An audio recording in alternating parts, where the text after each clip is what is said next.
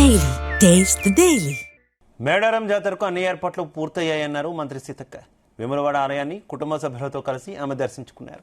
స్వామివారికి కోడెమొక్కులు చెల్లించుకున్నారు. 19వ తేదీన సీఎం రేవంత్ చేతుల మీదుగా సమ్మక్క సారలమ్మల గద్దెల పునఃప్రారంభం విజయవంతం చేయాలని పిలుపునిచ్చారు. ముఖ్యమంత్రి ఆదేశాలతో కట్టుదిట్టమైన ఏర్పాట్లు చేశామన్నారు.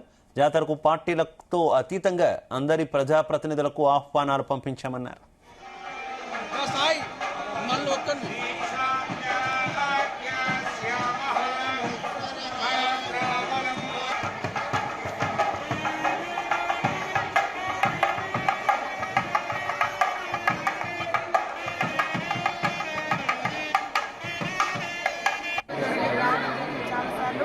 ఈసారి కూడా మన ముఖ్యమంత్రి రేవంత్ రెడ్డి గారు మా యొక్క సమ్మక్క సారలమ్మ గుడి నిర్మాణాన్ని అత్యంత